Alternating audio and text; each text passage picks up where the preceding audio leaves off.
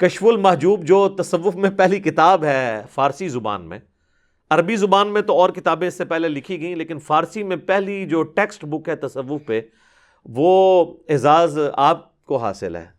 یعنی آپ کے ملک پاکستان میں لاہور میں وہ دربار ہے المعروف داتا دربار، سید علی بن عثمان حجویری المتوفی 465 ہجری، انہوں نے کشف المحجوب لکھی ہے. اور اس میں وہ بایزید بستامی کے حوالے سے لکھتے ہیں کہ بایزید بستامی کہتے ہیں کہ جب میں پہلی دفعہ حج کے لیے گیا نا، تو میں نے جو ہے نا وہ کعبہ دیکھا اور کعبے کے رب کو نہیں دیکھا. اب یہ کون سی ڈیمانڈ ہے، یعنی کہ وہاں پہ کوئی. اور کہتے ہیں پھر جب میں اگلی دفعہ گیا نا، تو پہلا حج تو کہتے ہیں میرا ضائع گیا. اگلی دفعہ گیا تو میں نے بیت اللہ کو بھی دیکھا اور بیت اللہ کے رب کو بھی دیکھا. اور یہ وہ دعویٰ خواب میں نہیں کر رہے، بیداری میں کر رہے ہیں. تو کہتے ہیں کہ جی میں نے کہا یہ بھی اس دفعہ بھی حج میرا گیا، کیونکہ یہ تو شرک ہو گیا، کعبہ بھی اور بیت اللہ بھی. یعنی جن لوگوں کو ان چیزوں کی سمجھ نہیں ہے.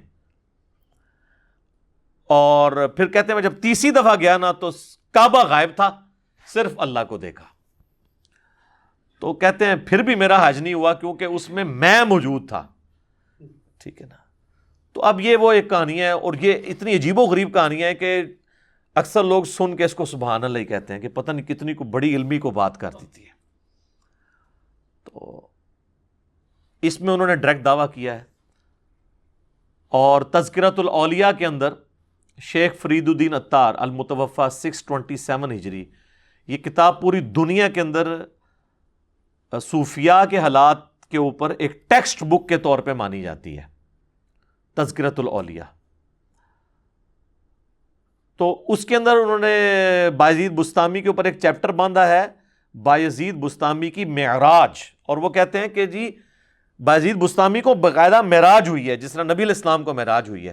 اور اس میں ان کا دعویٰ لکھا ہے کہ میں نے اللہ تعالیٰ کا مشاہدہ کیا ہے معراج کی رات، خواب میں نہیں، معراج کی رات جو انہوں نے معراج کی. اور اس کے بعد پھر کشف المحجوب اگر آپ پڑھ کے دیکھیں تو اس میں بایزید بستامی کے بارے میں آتا ہے کہ وہ کہا کرتے تھے سبحانی سبحانی ما اعظم شأنی، میں پاک ہوں، میری شان کتنی بلند ہے. تو علی بن عثمان حجویری کہتے ہیں کہ اصل میں اللہ ان کے منہ سے بولتا تھا، کوئی شخص خود تو یہ نہیں کہہ سکتا اپنے بارے میں. تو وہ بولنے والی حق تعالیٰ کی زبان تھی بایزید کے منہ سے. اب یہ وہ عقیدہ ہے جو ہمارا نبی علیہ السلام کے لیے بھی نہیں ہے.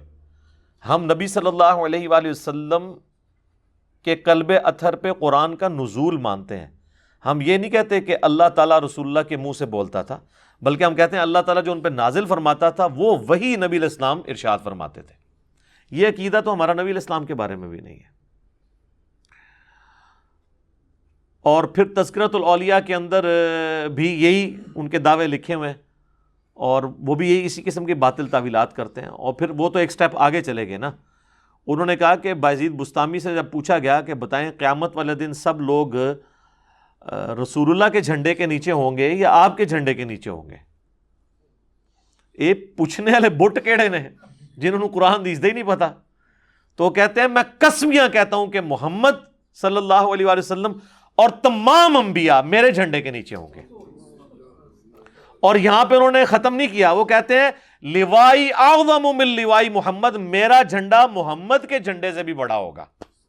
استغفر اللہ واتوب الیہ. حضرت صاحب اگر آپ نے یہ بات کہی ہے نا تو آپ پاکستان میں آئیں تو سب سے پہلے میں پٹیشن فائل کروں گا 295C کی. اب ان لوگوں کے ماننے والوں کو کم از کم ان کتابوں کو پرنٹ کرنے والوں پہ تو 295C لگوانی چاہیے جب تک وہ پرنٹنگ سے توبہ نہیں کرتے. تو پھر وہ مصنف عطار صاحب جو ہیں فرید الدین عطار، وہ اس کی تعویل کرتے ہیں. وہ کہتے ہیں یار کہ بات یہ اتنے بڑے بزرگان دین تھے، یہ کیسے رسول اللہ کی توہین کر سکتے ہیں؟ اصل میں ان کے منہ سے اللہ بول رہا تھا جب وہ کہہ رہے تھے نا کہ میرا جھنڈا محمد کے جھنڈے سے بڑا ہے، تو اللہ کا جھنڈا تو محمد کے جھنڈے سے بڑا ہی ہوگا. ایک جھوٹ کو چھپانے کے لیے ایک اور جھوٹ بولا، اور وہ جھوٹ اتنا بڑا بلنڈر ہے کہ قیامت والے دن تو جھنڈا ہونا ہی ایک ہے. صحیح مسلم میں حدیث ہے قیامت والے دن سب سے پہلے میں قبر سے نکالا جاؤں گا، سب سے پہلے میں شفاعت کروں گا، اور سب سے پہلے میری شفاعت قبول کی جائے گی. اور صحیح مسلم میں حدیث ہے کہ سب سے پہلے میں جنت کے دروازے پر جاؤں گا، دستک دوں گا، تو دستک کے اگینسٹ جواب آئے گا فرشتے کی طرف سے، کون؟ تو میں کہوں گا محمد، تو وہ مجھے کہے گا کہ مجھے اللہ کی طرف سے یہی حکم تھا کہ یہ جنت کا دروازہ سب سے پہلے آپ کے لیے کھلا ہے۔ یہ ہے کتابوں کا خدا، یہ ہے کتابوں کا پیغمبر، اور بابوں کا ریلیجن اب آپ دیکھ لیں۔ تو پھر ہم کیوں نہ عرض کریں کہ مرنے سے پہلے اے مسلمان کر لے اس پہ غور، کتابوں کا خدا اور ہے، بابوں کا خدا اور، کتابوں کا دین اور ہے، بابوں کا دین اور، کتابوں کا جہاں اور ہے، بابوں کا جہاں اور۔ تو ٹھیک کہتے ہیں نا وکھرا جہاں ہوتا ہے، تو وکھرا یہ نظر آ رہا ہے وکھرا جہاں ہے۔ حتیٰ کہ بخاری اور مسلم دونوں میں حدیث ہے، نبی علیہ السلام نے فرمایا انا سید الاولین والآخرین، میں جتنے گزر چکے، جتنے قیامت تک آئیں گے، تمام کا سردار ہوں، اور اللہ کے حضور میں ان کا خطیب بنوں گا۔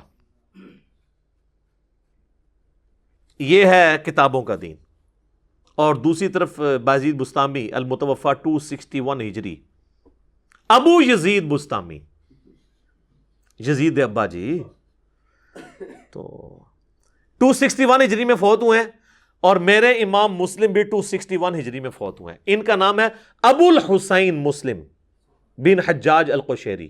اور میں جو حدیثیں بیان کر رہا ہوں نا کہ قیامت والے دن لوگ میرے جھنڈے کے نیچے ہوں گے، میں شفاعت کروں گا، وہ امام مسلم لے کر آئے ہیں۔ کیسے ویسے میچ ہوا ہے کام؟ ابو یزید 261 ہجری والے اور ابو الحسین 261 ہجری والے، بالکل دونوں کے عقیدے ڈیفرنٹ ہیں۔ یہ ہے کتابوں کا دین اور وہ ہے بابوں کا دین۔ ہاں آپ کہہ لیں، کہنے کو تو دین سب کا اسلام ہے، لیکن کتابوں کا جہاں اور ہے، بابوں کا جہاں اور۔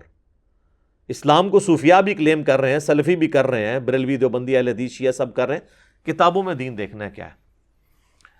تو یہ تو میں نے آپ کو اس لیے بتایا کہ یہ بیداری کے یہ لوگ دعویٰ کر رہے ہیں۔ اچھا، وہ تذکرۃ الاولیاء میں انہوں نے یہ بھی لکھا ہے کہ بایزید بسطامی کے بارے میں جنید بغدادی فرمایا کرتے تھے کہ ان کا اولیاء میں وہی مرتبہ ہے جو جبرائیل علیہ السلام کا فرشتوں میں ہے۔ یعنی اولیاء کے سردار کون ہیں؟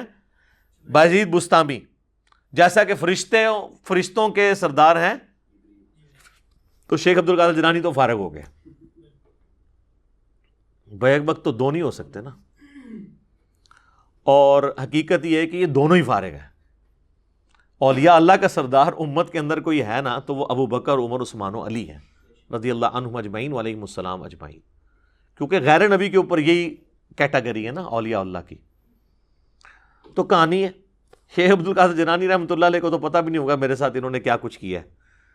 تو بال یہ جو ٹائٹل انہوں نے دیا تھا وہ بھی انہوں نے خود کتابوں میں چھین لیا ہوا ہے خود ہی۔ کوئی ضعیف روایت ہی بتا دیں کہ سیدنا ابو بکر، عمر، عثمان و علی رضی اللہ عنہم اجمعین وعلیہم السلام اجمعین، یہی اولو العزم اصحاب رسول ہیں نا، خلفائے راشدین صلی اللہ علیہ وآلہ وسلم ورضی اللہ عنہم اجمعین، تو ان کو تو کبھی کوئی دیدار اس طرح کا نصیب نہیں ہوا۔ تو یہ لوگ زیادہ حقدار تھے اللہ تعالیٰ کو خواب میں دیکھنے کے یا بعد کے لوگ؟ اور اگر یہ پیکیج غیر انبیاء کے لیے ہوتا تو سب سے پہلا حق تو سیدنا موسیٰ علی نبینا علیہ الصلوۃ والسلام کا تھا۔ سورۃ الاعراف میں جو اللہ تعالیٰ نے فرمایا کہ قال لن ترانی، تو مجھے نہیں دیکھ سکتا، تو اللہ تعالیٰ فرماتا ہے کہ بعد میں نے نبی علیہ السلام کے امتیوں کو خواب میں زیارت کروانی ہے، تو تم تو اولو العزم پیغمبر ہو، تو خواب والا پیکیج آفر کیا جاتا ہے۔ میں آن دا بہاف آف سیدنا موسیٰ علیہ السلام آپ کو گارنٹی سے کہتا ہوں کہ خواب والا پیکیج اگر موسیٰ علیہ السلام کو آفر کیا جاتا وہ قبول کر لیتے، ہمیں کیا جائے ہم قبول کرنے کے لیے تیار ہیں۔ وہ پیکیج نہ پیش کرنا اس بات کی دلیل ہے کہ یہ اعزاز ان کو بھی نہیں ملنے والا تھا۔ اب یہ دعوے صوفیاء کے بارے میں کرنا، اماموں کے بارے میں کرنا، بزرگوں کے بارے میں کرنا، تو یہ لوگوں نے ان کے اوپر جھوٹ باندھے ہیں، ان کی تو کوئی حیثیت نہیں ہے۔ سیدنا عیسیٰ علی نبینا علیہ الصلوۃ والسلام کے اوپر لوگوں نے جھوٹ باندھ دیے۔ اس وقت دنیا میں سب سے اوریاں اور بڑا شرک حضرت عیسیٰ علیہ السلام کے نام پر لوگ کر رہے ہیں۔ اتنے تو بت پرست نہیں ہیں دنیا میں جتنے کرسچنز ہیں، لیکن عیسیٰ علیہ السلام کا کوئی اس میں قصور نہیں ہے۔ اللہ تعالیٰ نے تو قرآن میں ان کی طرف سے صفائی پیش کی ہے۔ لقد کفر الذین قالوا ان اللہ هو المسیح ابن مریم، بے شک وہ لوگ کفر کر رہے ہیں جو یہ کہہ رہے ہیں کہ عیسیٰ ابن مریم ہی اللہ ہے.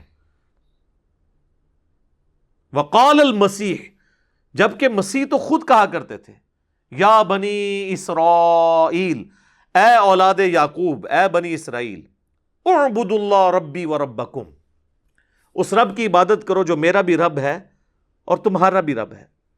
انہ من یشرک باللہ فقد حرم اللہ علیہ الجنہ ومأواہ النار وما للظالمین من انصار، بے شک جو کوئی اللہ کے ساتھ شرک کرے گا اللہ نے اس پہ جنت حرام کر دی ہے، اس کا ٹھکانہ جہنم ہے اور وہاں پر اس کا کوئی بھی مددگار نہیں ہوگا.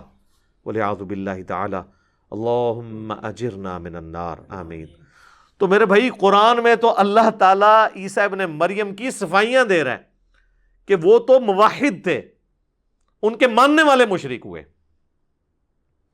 اسی طریقے سے بزرگوں کے بارے میں، اماموں کے بارے میں اگر کوئی چیزیں منسوب ہوئی ہیں تو ہم بزرگوں کو یا اماموں کو تختہ مشق نہیں بناتے، الا یہ کہ کسی بزرگ نے جان بوجھ کے اپنے بارے میں کوئی جھوٹ پھیلایا ہو، اور وہ بھی ہم وثوق سے تو نہیں کہہ سکتے، اس کا اور اللہ کا معاملہ ہے.